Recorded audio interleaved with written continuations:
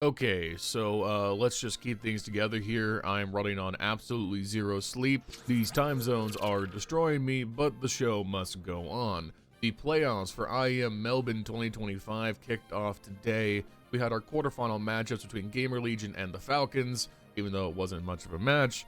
And then we had Choke v Choke, Liquid versus Mongolz, which Choke would be stronger. And in the end, Mongolz actually put together a pretty amazing reverse sweep, meaning that they get the privilege of losing to Vitality in the semifinals. Let's go over what happened, let's set the stage for tomorrow, and hopefully be in bed as quick as possible. If you guys enjoy these kinds of same day recaps, make sure you show me by leaving a like, leave a comment down below, and subscribe to the channel if you haven't already. Help me hit 10k by the end of the year. And also, I need to plug this a little more. I stream on twitch.tv/LionHeartZ2 6 days a week, usually at 7:30 p.m. Pacific Standard Time. I've been playing obviously a lot of Counter-Strike, I've been doing some Elden Ring, and then recently the Elder Scrolls Oblivion Remastered. If you want to come catch me, talk about Counter-Strike, laugh at me be bad at playing Counter-Strike, that's the place to do it. And with that out of the way, let's go ahead and thank today's sponsor. That's right, this video is sponsored by Skin Club. They're one of the most popular case opening sites in the scene with over 100 custom cases backed by their provably fair system. You can open cases individually or wager your winnings against other users in case battles, either with players around the world or privately with bots if you want to avoid being smurfed outside of Premiere as well. But wait, there's more. Skin Club runs monthly events with free rewards to earn, free daily cases, and if you don't like what you earned, you can always go for a cheeky little upgrade to get something you do. If you want to play on Skin Club, you can do so at the top link in the description down below and get a 7% deposit bonus when you top off your account with credit card, crypto, or the 5,000 Peach 50 sand dunes in your inventory.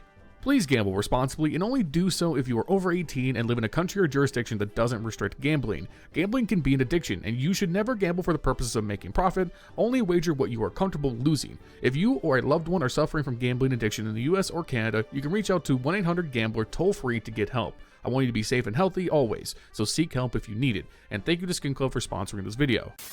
Alright, first up we had GamerLegion taking on the Falcons, and I'm not going to put on any airs here because I'm tired. I don't know if I mentioned that yet. Falcons blew out GamerLegion, straight up put belt to ass. Held GamerLegion to a total of 7 rounds over 2 maps, a 13-3 shellacking on Train, then a 13-4 beatdown on Nuke. In my predictions during the group stage video, which if you didn't catch, you should go watch that top link in the card up above, I gave a lot of credence to GamerLegion actually making this series competitive. I even believe they could take a map off Falcons on the right day, but this was not the right day. Despite the joyous news that they have secured Ash on a longer term contract, which is awesome news for the organization's future, their stars simply didn't show up.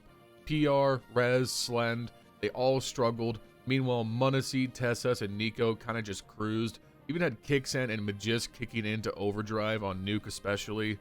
There's just not much to be said when all of your strats simply weren't working. There was no room for GamerLegion to establish themselves, get momentum going, try and get anything positive working in their direction. They were run over at every turn. Not a single player on their team got above a 0.9 rating on either map. It was a straightforward, biblical, unbelievable beatdown. Real talk though, I don't think this is a situation where you can be overly critical of GamerLegion. Maybe that's just me being soft on them, but other than Rez, the rest of this team simply does not have the same amount of playoff experience that anyone else on Falcons does. I think you can more often than not point to that as the deciding factor for why they struggled so hard. They are not used to these kinds of pressure situations, and frankly, the only way to get better is to be exposed to them over and over again. Not all of us can be m0NESY and be 19 years old and just be built for playoff moments. We know how good players like PR, Rez, even Slend are. They have that kind of skill backing them, and Rez is a great veteran voice to add to the fray. But they just need more time. They need more playoff appearances to put something together.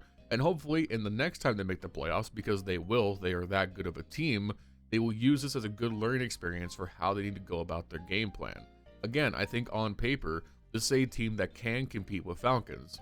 Maybe they're not going to win because Nico and m0NESY are just that big of a trump card, but we all know and acknowledge that this GamerLegion team can hang, deserve to be in these playoff situations. It's just they need to put that together on stage and make a good run. Not unlike how the Mongolz for all of last year were in a similar position of flirting with playoff success, but never getting over that hump. We see now in this season how Mongolz have taken that leap forward of being able to consistently make playoff situations work. Now, they struggle in those playoff matches, more on that in just a bit, but I do think GamerLegion are in a very similar spot. For Falcons, it's hard to get much of a read on them from this game because it was such an overwhelming success, other than the fact that we know that Nico and Mongolz are going to cook. If Magisk and Testes can continue this output, then yes, they have more than a fair shot of beating Mouse tomorrow. I think people are going to be far too dismissive of this matchup because of Mouse's current success, but again, Nico and Mongolz, the two best players in the server, are on Falcons' side. I think Falcons are more than equipped to beat Mouse, and like I said in the group stage video, make back-to-back grand finals. I think that's more than in the cards. Alright, so let's get on to the other half and the rest of this video and the game that's more interesting to talk about, and that's the Mongolz taking on Team Liquid. Now, I went very bold with my prediction in the group stage recap, saying that I thought that Liquid were going to bowl over the Mongolz 2-0. And when the series opens up with such an emphatic win on Anubis, with Liquid running them over on the CT side to a 13-5 victory, I felt pretty vindicated by that claim, because every ugly issue that usually plagues the Mongolz in the playoffs reared its head. Senzu started off going 1-8, he ends the game going 6 for 13. Mazzino not much better, 8-15, 9-10 in Blitz, barely hanging on with double-digit kills but nowhere close to 1.0 rating. Meanwhile, every single Liquid player had moments to shine other than Shuhei. You had Naf with incredible holds on the B side, Ultimate hitting blinder shots, NeRTZ doing incredible work around A side, Twist just getting impact kill after impact kill. Everything was Team Liquid. So I felt pretty confident that as we exited Anubis and headed into Ancient, that this was gonna be a classic Mongolz choke performance. However, I forgot one key factor in this calculation, is that long before Mongolz choke became the infamous meme that it now is, there was another team that defined itself by choking in big moments. Team Liquid. Now, this is certainly a tale of two halves, where when you look at the first half, Team Liquid's T side was relatively solid. After losing the pistol round and the ensuing 4 spy wars, they went down 0-3, but as soon as they got a gun round onto the board, they flipped it into 5 straight rounds. Now, Mongolz battled back to close out the half very strongly, 4 straight of their own, to end with a 7-5 lead going into the second, but honestly the teams felt very even. You had solid output from all the star players. Senzu finally woke up for the Mongolz. Conversely, Ultimate, NeRTZ were leading the way for Team Liquid. It really felt like this was going to be anybody's game. Liquid got a bit of momentum back with a CT side pistol round win in a 2v1 retake situation. All you have to do at this point for tie game and early momentum to be in Liquid's favor is convert this 4 spy defense, which Liquid don't. As Mongolz execute this A take, we need to focus on Senzu. Obviously, he is the marquee piece for the Mongolz that typically goes missing in these playoff environments. He is notorious for dropping off the side of a cliff, something I have criticized him for many times. But here, after having a disastrous first game, on this second half on Ancient, Senzu would have a multi-kill in pretty much every round going forward after this 4 spy win. He has the AK, he has all the team's trust in him, and in this site defense he takes out 3 players. And winning this round puts Team Liquid on such a precarious back foot. With no loss bonus behind them and only a saved M4, there's no way for Liquid to full buy in the round following this 4 spy attempt. So the only thing they're really left to do here is force up around the solo M4, then if they do lose this round, you have to full save on that following round. So if we rewind it back to this 4 spy defense for Liquid, losing this round can in effect cost you 3 total rounds. I don't know how many times I'm going to say the word round, but hopefully you understand what I'm saying. This loss here in the 4 spy defense is worth so much more for the momentum of the game, because it's the difference of tying the game 7-7 and ending up 10-6 down, more or less. And listen, with a solo M4, a couple 5-7s and a dream, you can win any round at any time. It's happened before and it'll happen again. But as Mongolz run it back with yet another A take, it's Senzu in the middle of the pack with the AK, another double kill. And even though Team Liquid managed to whittle it down to a 3v2 situation as the bomb is going down, Shuhei pushes out of the smoke onto the A site, takes out Techno on the plant, it leaves Naf in a 2v1. that's simply too hard to navigate. So now you're in a full save situation, you concede that 10th round to the Mongols, you're now down to only one real full buy left if you want to prevent the Mongols from reaching match point.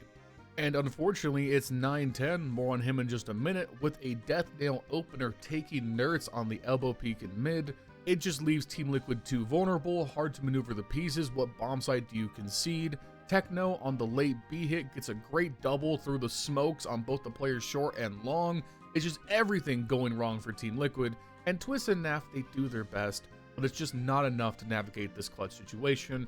It's an 11th round for the Mongols. That's basically match point on the save after, and we're heading to a map 3. It was a dominant 6-0 run that the Mongols ran into a map 3. Oh man, and what a map 3 it was. I was deliriously half watching, half sleeping as the pain set in, because I think Liquid will look back on this and realize this was a massively blown opportunity, because in the rounds where there were not shenanigans, I think Liquid played Mongols straight up and were very competitive. The first place we have to start is 9-10, and what a fucking performance from him. 30 kills in regulation to only 15 deaths, going for 131 ADR, a 1.83 rating, and 18 op kills on Inferno is ridiculous. I cannot understate how good of a performance this is from 9-10 in a must-win elimination map in a not friendly opping environment. Like, that is crazy. Now, I will immediately add the caveat that I think Liquid did themselves no favors by just constantly walking into his crosshair. Sometimes it was because of missed flashes or flashes not being there at all, but it felt like 9-10 had a relatively easy time hitting most of these shots, but he also didn't miss them. So like, I don't want to sound like I am downplaying this, but 9-10 was amazing, but the T-side approach from Liquid was not good at preventing him from shining.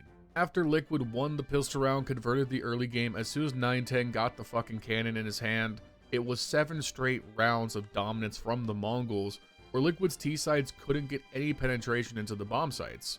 Only one time were they able to get the bomb down, and even then it was an unsuccessful post-plant defense. But that's only the beginning of Liquid's woes. Please keep in mind, they win both pistol rounds in this matchup. It's 7-5 going into their CT side defense. They're looking good to tie this game. Now it's a 7-6 scoreline. And I feel like I've said this before at some point in this video. All you have to do here is not concede the second round force by Liquid. Now, obviously, Blitz hitting that first Deagle shot is just him hitting a good shot. That's not really Liquid messing up. However, I think the rotational response from this is absolutely a failing in the coordination. It's legitimately a tough decision. Do you split the bomb sites 2v2 or reinforce the harder to retake A site 3-1? Regardless, NeRTZ ends up on an island. I understand from his perspective he wants to play for intel here over the half wall. That's absolutely the correct play. But what I don't like from NeRTZ's decision making, and this will come up later, is that he doesn't pick the right times to get out. He lingers just a little bit too long, and he tries to push an advantage instead of preferring to play with the retake with his better weapons. As soon as he gets intel on that jump spot that they are bottom of mid, he needs to run back to site. He needs to reinforce to a position he can be helped from. Instead, he lingers at car, and 9-10 hits a blinder through the wood into his skull. If he's just not there, if he's backing up the site, that's not a free bomb site for the Mongols. Now, of course, they do convert this post plant afterwards, so the Mongols definitely played this round correctly. But they shouldn't have been in a position where NeRTZ is killed for free. NeRTZ should be tucked back on the B side, playing CT side, playing back in ruins, or he should be playing with a teammate split 2v2.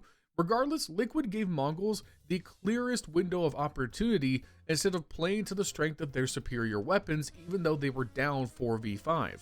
And because it's the CT side, because it's the CT side economy, it's a ripple effect. Instead of the Mongols staring down the barrel of a tied game 7-7 going into the first gun round, they now go up 8-6 and convert the next 2 rounds after, making it a 10-6 lead.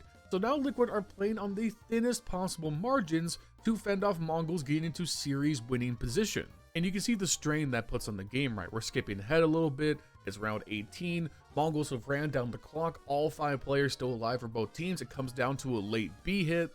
Ultimate hits the opener as the Mongol players pile in, but then Mazzino with the Tech 9 takes care of him, as well as NeRTZ backed by Nubox, leading to a 3v4 situation. Twist tees up Shuhei with an amazing flashbang that allows Shuhei to cut that advantage back to a 3v3, but then 910 defending the post plant from Banana hits 2 great op shots before Twist hits a blinder. An immediate flick on the 910 spray transfer back onto the other player by Oranges. Let's get the POV of Twist real quick because it's a thing of beauty. Twist in the 1v1 is unable to convert this clutch, which would have just been insane for the momentum of the game. And now Mongolz, they have this decisive advantage. They have the 11th round. The economy is broken from Team Liquid. It's a desperation forced by a scout, a FAMAS, not much more than that. What can Team Liquid do here to find something, dig a little deeper?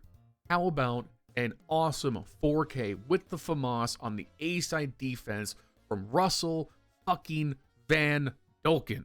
And watching Twist do stuff like this is just a stark reminder that he wasted our time trying to be an IGL. He is such a good player that it hurts that he thought he should diminish his own star power to be a mediocre leader instead. Like, Twist, do this. This is what you're good at right now. And how good is he? I can do no better than to shut my mouth for once here and just let you guys watch in the very next round as Twist navigates a chef's kiss beautiful 1v3.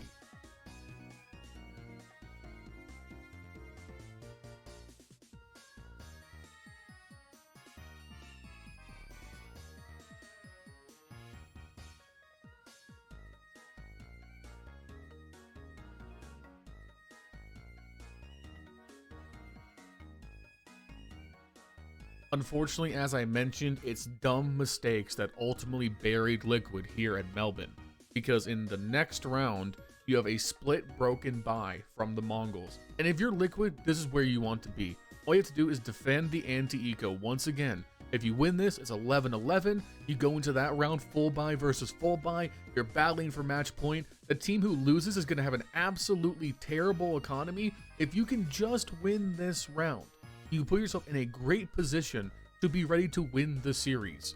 All you have to do is not make boneheaded mistakes. NeRTZ. And again, not to bully NeRTZ over this, because I think it's just a matter of small details and communication. NeRTZ has been Liquid's best piece since he joined the team. I'm not going to downplay that whatsoever. These mistakes do happen, but I think NeRTZ just has to be weary of it, because these kinds of positional mistakes have plagued Liquid for a while now, and you just have to read the room better than this. First off, I don't like that Liquid's decision with no intel given is to leave NeRTZ solo on the B bomb site in a 5v5 situation. I don't know what compels Shuhei or what communication was given by the players to rotate that 4th player to A. As far as I can read, there is no reasonable suspicion that should lead to you wanting to stack heavy A in this situation. Now, it comes with the caveat that I said earlier, you want to reinforce A in most situations because it's the harder site to retake. So this is not at all an uncommon feature, but I feel like in this scenario, when you consider that based on the economy, that the Mongols are not going to be able to full buy into this round, the one thing you want to prevent with every fiber of your being is a site being taken. And the best way to do that is to 2-3 split, play very default, and play very safe. So even though NeRTZ has all this utility left behind from Shuhei, he's still one guy. And if he falls, that B site retake is still not that easy.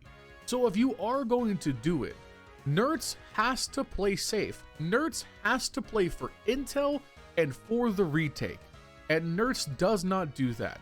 He sits at coffins, he overcommits to the spray as the Mongols players rein in, and instead of falling back quickly, he backwalks into church with his gun out reloading, and he is too slow. He gets caught out by the Mongols players before he can get to cover. As soon as NeRTZ dumps that mag, he needs to knife out and haul ass to safety. You need to play for the retake there, because worst case scenario, you can try and retake the bomb site from ruins. Instead, when NeRTZ falls, as the players rotate in, they have to re-clear church. That adds an extra layer of uncertainty for the remaining Liquid players in a must-win round. Long story too long, Liquid can't pull off the retake. They concede yet another anti-eco loss. They're like third or fourth back-breaking one of the series, and it puts Mongolz on match point. It puts Liquid in the doghouse because they're broke, and you combine that with 9-10 hitting more blinders with the op, and the series is over. The Mongolz, who are obviously playoff chokers, complete a come-from-behind reverse sweep after getting ass blasted on the first map. That is remarkable, and full credit to the Mongolz for playing a fantastic series. I fully take the L for having doubted them in this matchup. They played decisive, confident. Senzu was great on Ancient. 9-10 was next level on Inferno. Do they have a chance against Vitality? Probably fuck no. But still, a fantastic win for a team that has been struggling for playoff success all year long. Alright, I'm going to keep things short here in the outro because I'm really tired and I want to go to bed. Make sure you guys like, comment, subscribe, all that good stuff. Make sure you follow me on twitch.tv/LionHeartZ. It would help out immensely. I might be streaming tonight before the games. Who knows? Thank you to Skin Club for sponsoring this video. Check the top link in the description. You get 7% deposit bonus next time you fill up on their website. Make sure you gamble safely and responsibly. Thank you to Skin Club. Thank you to our channel members, Justin, Jesse, Furley, Milan Berta, Bubblesj, Dr. Cocktor, Patatas Kaftesi, PTR, B1 Games, Cody Foxworthy, Justin Vander, Vegt, I'm Flashbang, Snow Me White, Rowdy, Vergil'sPlasticChair, and Sid Pro 12. If you want to become a channel member, you can do so in the link in the description down below for $5 a month. You can name an interview just like this, as well as a customer on the community Discord. And I'll see you guys next time.